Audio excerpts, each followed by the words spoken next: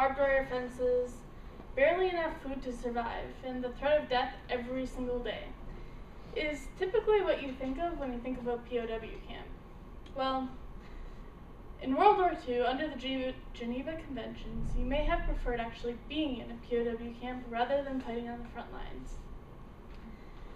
This speech will educate you on POW camps in America. What is a POW camp? Or we will talk about what is the POW camp, POW camps in America, and what the POWs did while they were here. So, what is a POW camp? A POW camp is a place where prisoners of war get sent after they've been captured by the enemy. Since the beginning of time, there have been POWs. From the first war that's been fought, you capture your enemy, you put them in as a slave, and they're basically your slave for life. Then you go to the Aztecs, where you would either have them as a sacrifice or a personal slave. To the 20th century, where you lock them in a camp and keep them until the war is over.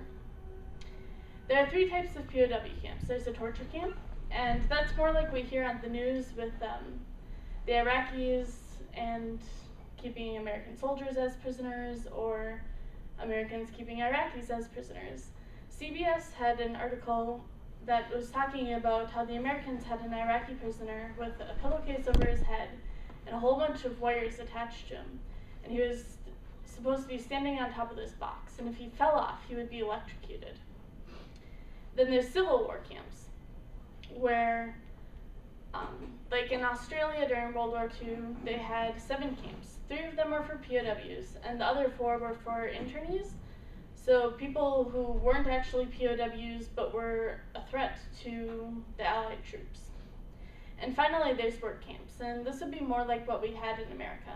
And as we go further through the speech, you'll hear a little bit more about work camps. So now that you know what a POW camp is, how did we get them on American soil? Amy C. Hundell, the author of Humiliation and Domination Under American Eyes, German POWs in the Continental U.S., 1942 to 1945, talks about when America entered World War II, they knew that they were going to have POWs on American soil. The first great wave of POWs came when we went to Africa. The next ones came in the invasion of Italy and Normandy. After that, we accepted 50,000 POWs from Britain. She also mentions that there were over 500 POW camps in the United States alone. GenTracer.com is a site to research your genealogy. It talks about some of the different POW camps that were in Minnesota. There were Crookston, Deer River, Fairmont, Faribault, Fort Ripley, Grand Rapids, Howard Lake, Moorhead, New Ulm, Olivia, and Wells, and 10 other places just in Minnesota.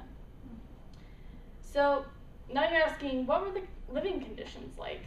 Well, in the Geneva Convention that was written in 1929 and updated in 1931 and put in place then, it mentions that soldiers were able to receive mail from their families, that they were able to be imprisoned in towns, fortresses, and fenced-in camps, as well as other places. But these places had to be hygienic, they had to be free from dampness, and adequately heated and lit. So, what did the POWs do while they were here? Most POWs worked in the agricultural fields, seeing as when the soldiers left, there was a huge need to have help in the agricultural area.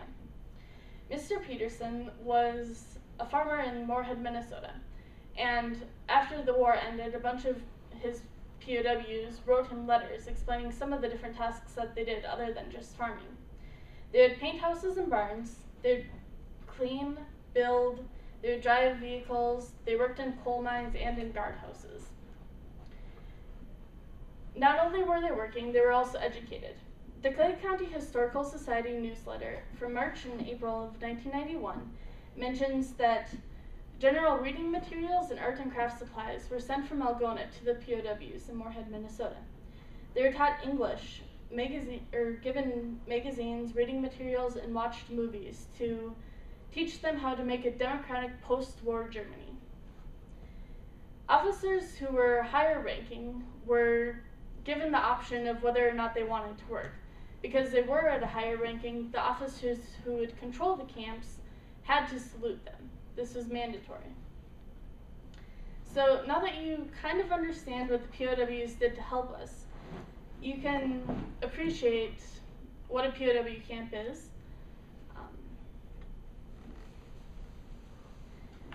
how they came to America, and what they did while they were here. I enjoyed studying about this, and I hope that you guys learned a thing or two about our history.